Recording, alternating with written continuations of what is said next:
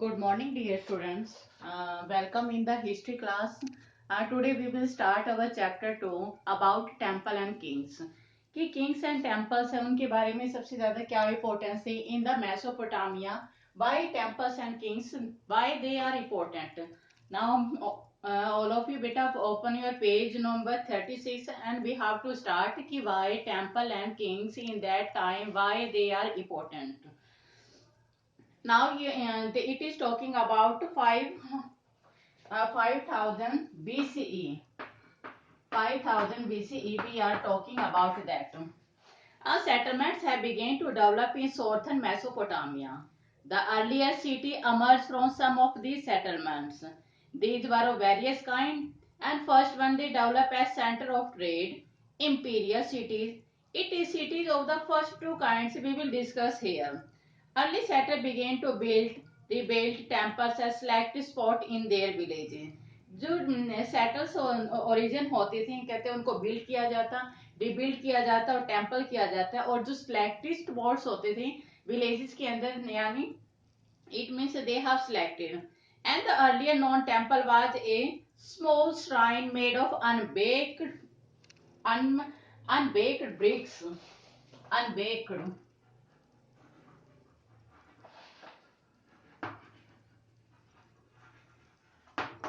It means these temples are made of unbaked. Unbaked का मतलब जो बिल्कुल जो कच्ची मिट्टी होती है उनसे ब्रिक से बेक किया जाता था. And temples were the residence of various god. जो temples है they will devoted to the various god. Like various god they will also devoted. Like the for example you will see moon god of Ur. It's very important. Moon god of Ur. एक तो moon God था and second was इनाना the goddess of love. इनाना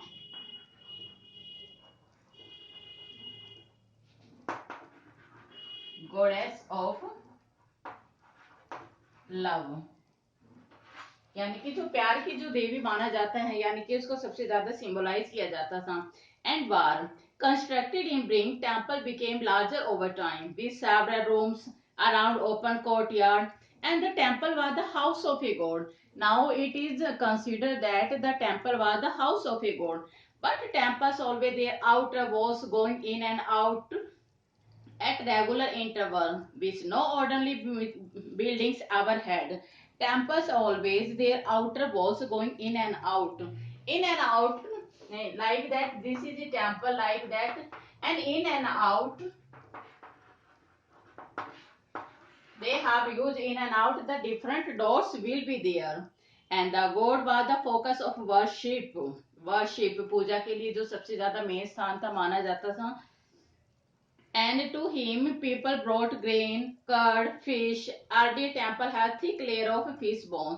The god also the theoretical owner of the agriculture field. जो layer of the fish है यानी कि जो worship का पूजा का जो केंद्र होता था, तो लोग जो grain like that grain, curd and fish कहते वो सबसे ज्यादा ये लेके आते थे और वहां पे सबसे ज्यादा इन चीजों का चढ़ावा हुआ होता था कि यानी कि एज के गॉड के रूप में इनको बताया जाता था, वहां पर इनकी पूजा की जाती थी और ये गॉड को डिवोटेड किए जाते थे. And the God was also the theoretical owner of the agriculture field, the fishery heard of the local community.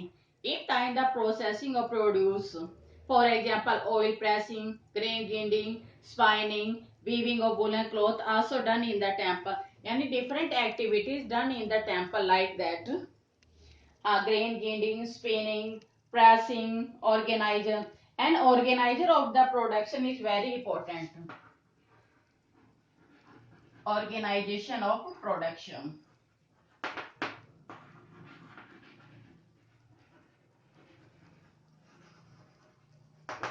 Now it is very important organize of production को organize करना इन सब चीजों को. At the level above the household merchant and keeper of return record of distribution allotment of grain. यानी it means they have done return record. Return records, यानी कि organisation के पास में इनका रिटर्न रिकॉर्ड होता था, क्या चीजें आ रही हैं, अलॉटमेंट होता था, फ्लो एनिमल्स है, ब्रेड बियर फिश, ये सब चीजें थी। And all activities became the main urban institute but there are another factor on the sea, यानी कि इट मीन्स अर्बन इंस्टीट्यूट, क्योंकि we are talking about the Mesopotamia,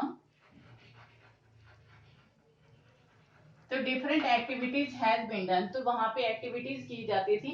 और जो अर्बन के पॉइंट ऑफ व्यू से काफी इसको इम्पोर्टेंट माना जाता है कि वहां पे टेम्पस से ऑर्गेनाइज प्रोडक्शन है, तो ये माना जाता है कि वहां पे जो इस तरह की प्रोडक्शन होते हैं, कर्ड फिशरी या all these activities done in the temples at the time of Mesopotamia, it means it is the main point of the urbanization in the southern Mesopotamia, उसके अंदर काफी इंपॉर्टेंट ये सबसे ज्यादा माने जाते हैं।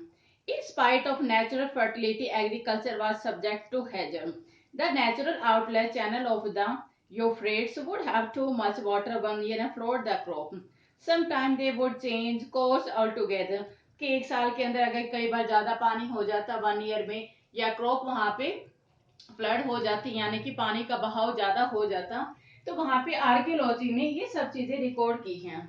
एंड बिलोजी the period periodically relocated in Mesopotamia theory, तो villages what they will do, वो क्या करते थे, आफ्टर दैट एक प्लेस को छोड़ के वो दूसरे प्लेस के अंदर वहां पर जाके अपना ठिकाना यानी अपनी सेटलमेंट्स वो अपना वहां पे करते थे।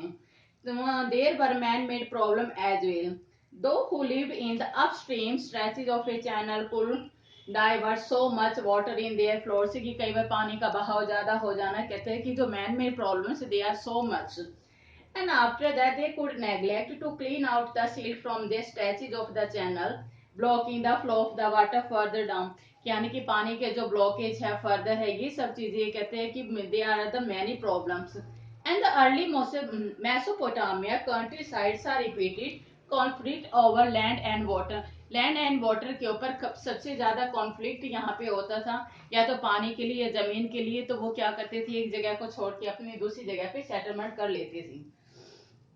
Now there was continuous warfare in a region, कि लगातार वहां पे कंटिन्यूस वारफेयर होता रहता था, कि एक जगह के लिए इन चीजों के लिए छोटी छोटी बातों के लिए, कि ये सब चीजें वहां पर झगड़ा होता रहता था वहां पर इन चीजों के लिए।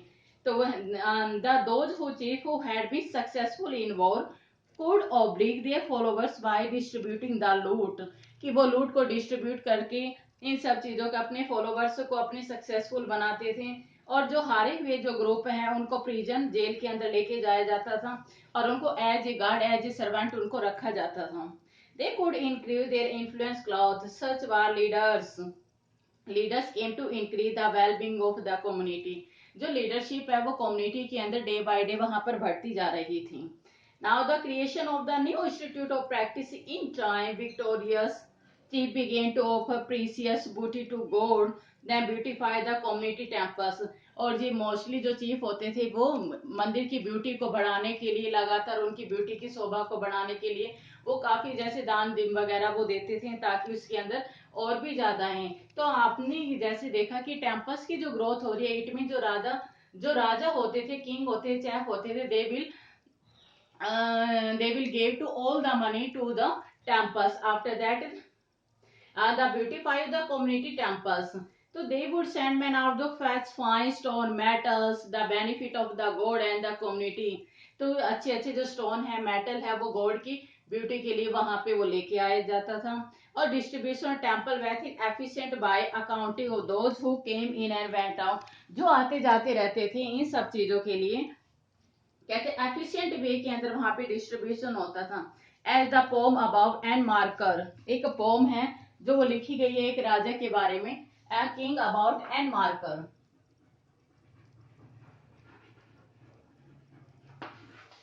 एंड मार्कर ये एक किंग है, यहाँ पे जो पोम जो लिखी गई है, this gave the king high status and authority to command the community, ये किंग राजा है, इसकी हाई स्टेटस था, इसका हाई स्टेटस रख के अथॉरिटी को कमांड देता था, ये सब चीजें तो वहां पर काफी इसके बारे में यहाँ पर बताया हुआ है। We can image mutually reinforcing cycle of development, reinforcing cycling of development. जो साइक्लिंग ऑफ जो डेवलपमेंट है ये सबसे ज्यादा लीडर हैं, कहते हैं कि गांव वालों को सेटलमेंट को एनकरेज करते थे and to be able to rapidly get an army together, कि आर्मी को इकट्ठा किया जाता था। वहां पर आर्मी की सबसे ज्यादा होती थी। People will be safe in the close proximity to one another, कि एक दूसरे को देखने के बजाय वो काफी एक दूसरे के क्लोज आना काफी पसंद करते थे ताकि वो सेफ हो। तो Uruk one of the earliest temple town we found description of the arm heroics and their victim. Uruk one of the earliest temple, Uruk है वो सबसे ज्यादा इंपॉर्टेंट टेम्पल माना जाता है। Uruk important temples, important temples था ना। तो यहाँ पे तो हमें हार्म हीरोइक और उनके शिकार यहाँ पे मिलते हैं कि archaeologist survey have shown that कि अराउंड 300 इयर्स एगो, कि 300 इयर्स एगो के अंदर बात करते हैं तो जो यूरेक है कहते हैं वो 250 हेक्टेयर्स के अंदर काफी ज्यादा प्रोस्पेरिटी हो गया, काफी समृद्ध हुआ और वो मोहनजोदारो से काफी बड़ा था। जितना मोहनजोदारो का जो हेक्टेयर्स है 250 के अंदर था, तो उससे भी काफी डबल था। Would be a large century, dozen of small village were deserting, deserting यानी कि काफी जो दर्जन थे यानी कि विलेजेस है वो उनको खाली करवाया गया था। मोहनजोदारो है वो हमारे इंडिया के अंदर यानी कि एज ए साइट के रूप में पाया गया। वो कहते हैं काफी बिग और टाउन स्मॉल माना जाता है, लेकिन जो यूरेक है कहते हैं कि मोहनजोदारो से काफी डबल यानी कि 250 हेक्टेयर्स के अंदर था वो। और वहां पे ये माना जाता है क्या पता उनके जो घरों को खाली करवा दिया होगा, कुछ भी हो।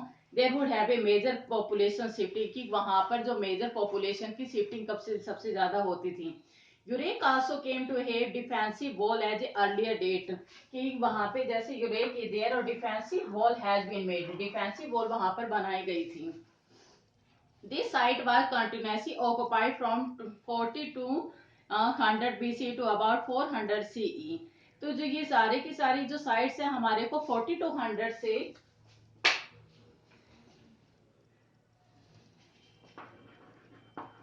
4200 से 420 BCE की हम बात करते हैं, वहां के इनके बीच में ये पाई गई थी। और जो वार कैप्टिव और लोकल पीपल होते थे वहां पे टेम्पल के अंदर काम करवाया जाता था। एग्रीकल्चर था वो वहां पे काफी कंपल्सरी था। यहाँ पे टेम्पल्स के अंदर एग्रीकल्चर यानी कि जो एग्रीकल्चर का काम करते थे it's very compulsory, you have to pay the tax, agriculture tax you have to pay. And those ऊपर to work were pay ration, कुछ वो राशन के ऊपर पेड किया कर जाता था। 100 of ration list have been found, यानी राशन लिस्ट 100 जो list of ration list has been found out in this site. After that they will show that कि agriculture tax has been paid, like the quantity of the grain, cloth, oil, यानी कि symbols will be there, grain, cloth, oils we have to find from this side. It means we have to go to that agriculture tax has been paid and it has estimate one of the temple took 1500 men working 10 hour a day। एक दिन के अंदर 10 घंटे उनसे काम करवाया जाता था and 1500 man will be there and 5 years to build, यानी कि एक बिल्डिंग को एक टेम्पल को हमारे को बनाने के लिए like that it is a temple 1500 man, एक घंटे में 10 आवर्स आपको काम करवाया जाता था और इसको बनाने के अंदर 5 years वी हैव टू पे, यानी कि 5 साल उसको लगते थे उनको बनाने में। With rules commanding people to fetch stone, और काफी लोगों को स्टोन्स और मेटल सब वो लेके आते थे, ब्रिक को मेक करते थे और एक टेम्पल सब वो उसको कंस्ट्रक्ट करते थे। तो जो टेक्निकल एडवांस थे यूरेक के अंदर 3000 BCE के अंदर टेक्निकल एडवांसमेंट सबसे ज्यादा वहां पर पाई गई थी। जो ब्रेन टूल्स हैं, ब्रेन टूल्स वो काफी क्राफ्ट में आए थे। 100 पीपल हैं उनको काम पे करवाया जाता था। Making and clay, baking clay, यानी कि उनको जो क्ले है उनको मेक करना था, बेक करना होता था, यानी कि काफी 100 वर्कर्स है वो वहां पर देते थे to make to build a temple and painting in different colours creating a colourful mosaic. और वहां पे जो कलरिंग जो की जाती थी डिफरेंट डिफरेंट कलर से होती थी और ये टेक्नोलॉजिकल लैंडमार्क माना जाता है। टेक्नोलॉजिकल लैंडमार्क है यहाँ की उस समय के अंदर टेक्नोलॉजी का as soon as we have to use and appropriate to the urban economy the potter wheel. We have got one answer, potter wheel. Potter wheel will be there. It is a symbol dot. It is a landmark of technology. And in the long run, the wheel enables a potter workshop to mass produce dozen of similar pots at a time. Yani we have got different here dozen potter we have to go from this site. It means we have to now like that beta. You will see that. In the top Besal showing a beard man to ice. Notice his bird long skirt is there. You will see like that. It is made of a brick and like that stables are stone stables भी incretion and craving. उस पे incretion या उन पे craving की जाती थी ये सब्जी. Now dear student, we have read about the southern Mesopotamia urbanization. ये जो अर्बनाइजेशन है वो उसको शो करती है. टेम्पस और किंग का क्या रिलेशन होते थे कि जितने भी राजा हैं जितने भी वेल्दियर होते थे वो अपना टेम्पल के ऊपर सबसे ज्यादा वो चीजें शो करते थे कि जितने राजा वेल्दियर होंगे टेम्पल्स उतने ही वेल्दी हेल्दी वे के अंदर बनाए जाते थे. उनको काम करवाया जाता था. इन सब चीजों को उनको सबसे ज्यादा इनको करवाया. Now I hope dear student you have to listen this video very carefully and make notes in your notebook. Now have a nice day.